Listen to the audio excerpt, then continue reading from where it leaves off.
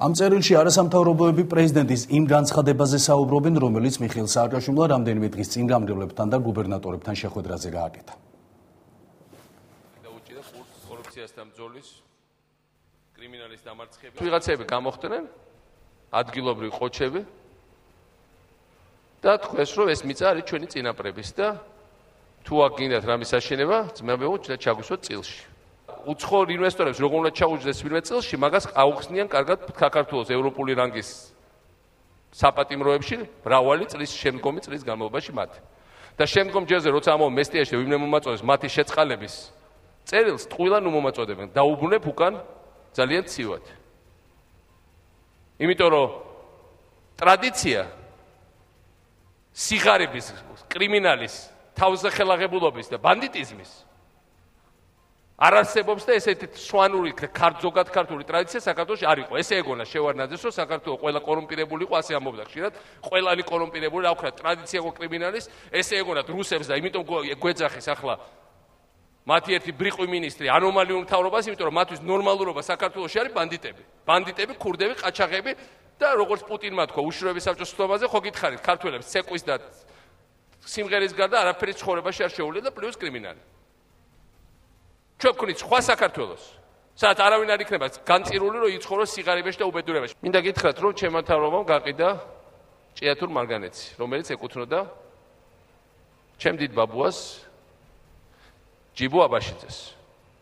ჭიათურ მარგანეცი, საქართველოს მთავარი საწარმო. მისი ქალიშვილი თამარი სულ რამდენიმე წლის წინ გარდაიცვალა. დღემდე გვაქვს ჩვენ ტრესტის განლაგებულია იმ სახლში, რომელიც იყო ბაბუაჩევის სახლი.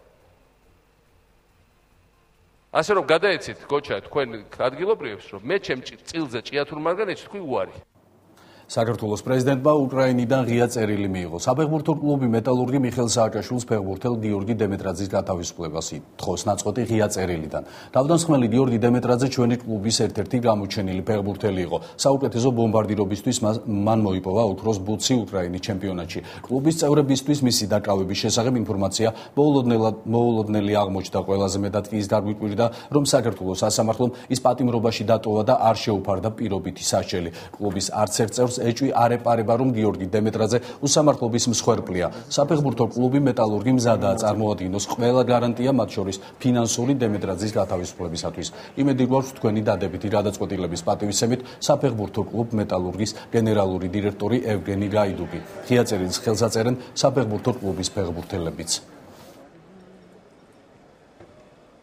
გიორგი დემეტრაძის გათავისუფლების თხოვნით მიხეილ სააკაშვილს 3 ივლისს ქართველმა ფეხბურთელებმაც მიმართეს პეტიცია, რომელიც პრეზიდენტის, პარლამენტის თავმჯდომარისა და პატრიარქის სახელზე გაიგზავნა. დემეტრაძის მეგობარმა კახი კალაძემ წაიკითხა და მას ხელს 50-მდე სპორტული სამყაროს წარმომადგენელი აწერდა. მიმართვის ავტორები აცხადებენ, რომ თავდებში უდგებოდნენ გიორგი დემეტრაძეს. ქართული სპორტსმენების ინფორმაციით დემეტრაძეს ფეხბურთის სფეროში კიდევ ბევრი გეგმა ჰქონდა და უახლოეს მოვალში უცხოურ საფეხბურთო კლუბში აპირებდა წასვლას. ხელმომწერები პრეზიდენტს პარლამენტის თავმჯდომარესა და პატრიარქს თხოვენ გაითვალისწინონ ფეხბურთელის წარსული, მისი დამსახურება ქართული ფეხბურთის წინაშე და კანონის ფარგლებში მიიღონ გადაწყვეტილება.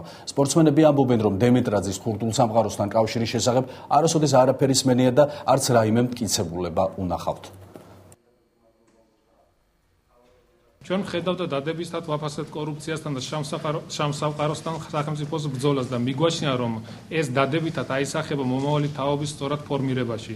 მაგრამ ამასთან ერთად უმორჩილესად გთხოვთ გაითვალისწინოთ გიორგი დემეტრაძის ღვაწლი და თავდადება ქართულ ფეხბურთში და კანონის ფარგლებში მიიღოთ გადაწყვეტილება, რომელიც საშუალებას მისცემს გიორგი დემეტრაძეს კვლავ ემსახუროს ქართულ ფეხბურთს. თხოვნა არის ჩვენი ფეხბურთის სამყაროს და რაღაცა ჩემი მეგობრების ვინც ხელი მოაწერა, რომ თუ არის შესაძლებლობა რაღაცნაირად გაითვალისწინოს მისი წარსული, მისი ეს მოღვაწეობა ქართულ ფეხბურთში და თუ შესაძლებელია რომ გარეთ იყოს და ისევ დაუბრუნდეს თავის საყვარელ საქმიანობას. ვერსია, რომ დემეტრაძის დაკავება სწორედ კახი კალაძეს უკავშირდებოდა, რამდენიმე დღის წინ გაჩნდა. მაესტრო უკვე გიყვებოდა იმის შესახებ, რომ შესაძლოა გიორგი დემეტრაძისგან კალაძეზე კომპრომატების მიღებას ცდილობდნენ. ეს ინფორმაცია პირველად გაზეთმა ყველა სიახლემ გაავრცელა. ცნობილი ფეხბურთელი გიორგი დემეტრაძე შინაგან საქმეთა სამინისტრომ 7 ივლისს დააკავა. მასთან ერთად დააკავეს დავით გაგნიძე და ასევე სოდის უფროსის ყოფილი მოადგილე კახა მისირელი. სამივე მათგან ბრალი ქურდული ტრადიციების მიმდევრობაში ედებოდა. საქალაქო სასამართლო მათ ორთვიანი აღკვეთის ღონისძიებას ამოღებაც შეუფარდა. გამოძიების ინფორმაციით დემეტრაძე გაგნიძე და მისი რელი კრიმინალურ ავტორიტეტ ვადო ყიფიანთან ერთად ეგრეთ წოდებული მაზით მორგებული თანხების ამოღებას ცდილობდნენ. დემეტრაძე და გაგნიძე ამ დროისთვის კვლავ დაკავებულები არიან ერიკლე კლოდუას ყოფილი მოადგილე და შინაგან საქმეთა სამინისტროს ყოფილი მაღალჩინოსანი კახა მისირელი კი სასამართლომ რამდენიმე დღის წინ გაათავისუფლა.